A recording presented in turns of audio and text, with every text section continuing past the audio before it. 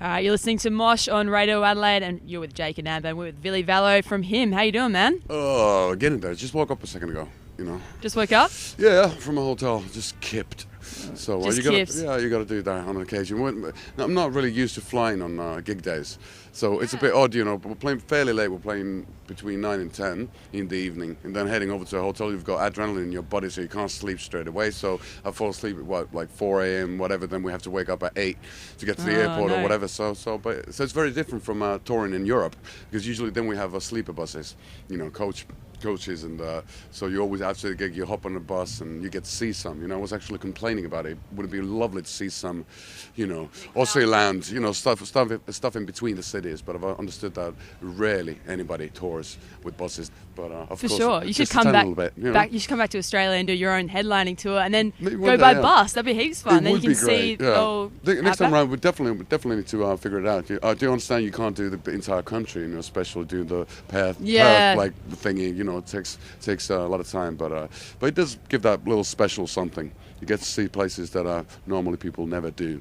So During Soundwave festivals and other tours, do you see much of Australia on your time off, or are you pretty busy just playing gigs? we haven't had a lot of time off, and then on this particular tour, there's been a couple of mates I haven't seen in years. So basically, when we've had a day off, we just spend it in pubs. So just try to figure out a place where to sit down and, you know, get some grub and get some beers down. And so it's also, you know, me being the yodeler, you know, trying to tickle my tonsils each and every night. I don't want to stress it out too much. So like rest is the most important thing, and just try and take it easy, because you know, when we're younger, when you play really short sets, then you can mess about and you can get messed up royally. But we're just getting old and weary. That's what happens with time. Well, him have been around for now 21 years. Approximately, yeah. Approximately. What's the sort of big, massive difference between starting off and to where you are now? Obviously, you know, we started, just had an idea that it'd be lovely not to work and to play music. It was fairly simple, and to be able to play one gig, to be able to write one song, maybe able to get a record deal. So, you know, those are the big steps at first. And then it starts to get like a bit of a blur, especially in our case, because you rarely have the time to sit back and like reflect what's been going on, because you're always going forwards. What's the difference? No, we're just older. The hangovers are worse. That's the thing. You know, there's more free beer, but we can't handle it anymore. You know. And talking about Scandinavia, we've been told from Australia that Scandinavia holds the record for most metal bands anywhere in the world. Could be. It's tough to say. You know, I've always been wondering whether it's just because of the poor heating. You know, we need to keep ourselves warm, and banging your head is a good way of doing it, and burning churches and stuff. So, to be honest with you, I don't know. But, you know, the Scandinavians tend to have a flair for the dramatic. You know, they like their stuff big and passionate and kind of morose. We love melancholy music. You know, I think that melancholy music is cathartic. You know, sad songs enable you to live through live that sadness and leave it to the music. You know, I think that works. It's like a psychological weapon. So that's what it is.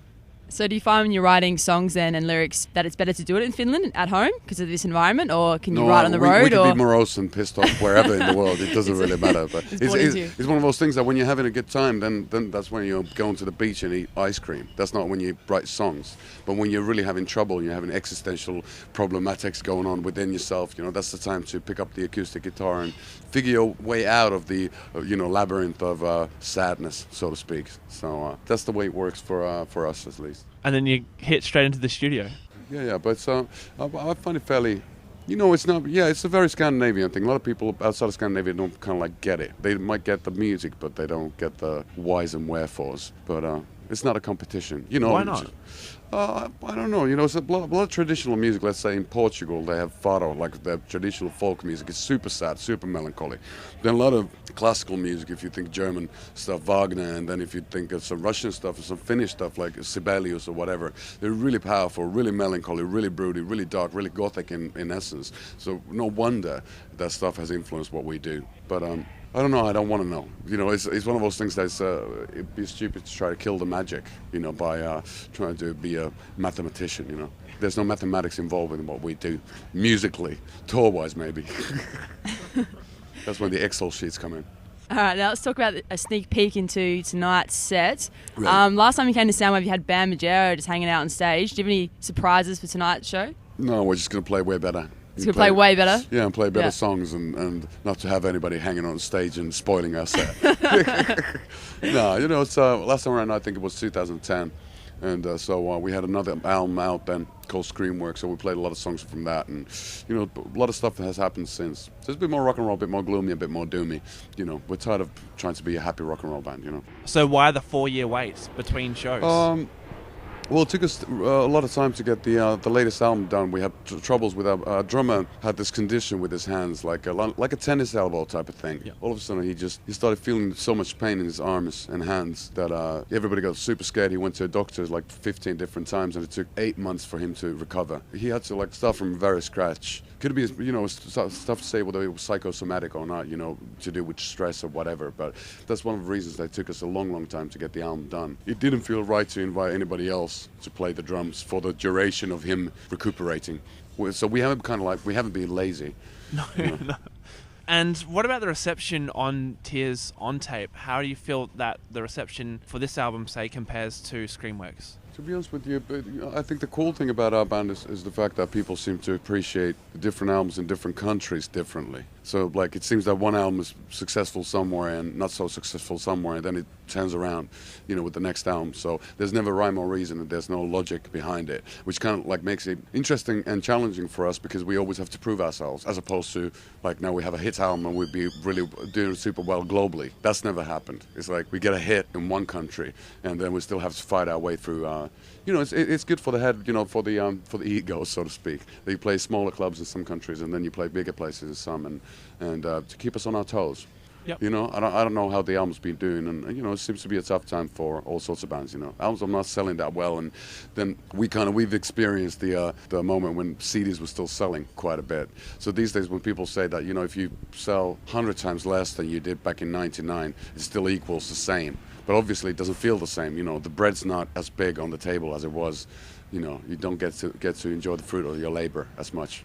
That's why we're so skinny. So with the so with the digital age, what sort of effect does that have on as a musician? As a midget. Thank you. No, I'm a dwarf.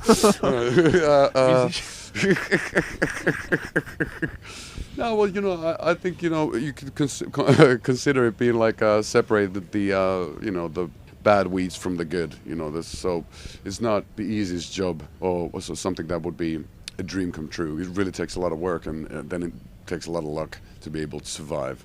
And we've been around for such a long time, it's crazy that we still can do it, and we can still travel the world, and we can still live off of music. So that's amazing. But there's good things about it and bad things about it. I don't like the impersonal nature of music being coded down to binary. You know, that music is ones and zeros. It just feels odd to me.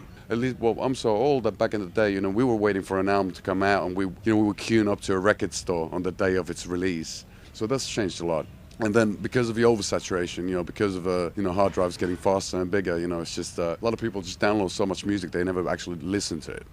I think that's terrible at the end of the day. You know, it's like you can't listen to Led Zeppelin on MP3 or Black Sabbath. You need to listen to it on vinyl or see cassette or whatever. It needs to be tangible, at least for me, you know, but I am kind of old school. And I saw on your Facebook page how you had some stuff stolen. Oh, yeah. What's the verdict on that? Did you get it back? I think we got some of it back. It was a front of a house engineer who lost everything. So there was just it was very badly organized. You know, normally there's supposed to be security guards and people taking care of the because like you know, dressing room is the inner sanctum.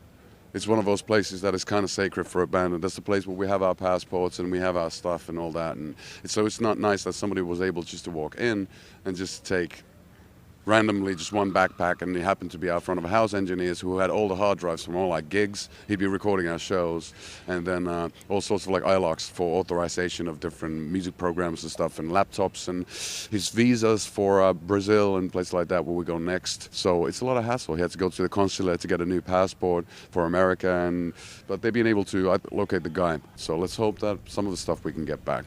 On behalf of Australia, I apologise for that man's antics. Well, we're usually pretty friendly and generous around here. Well, you know, he must have been the exception that proves the rule, right? Yeah.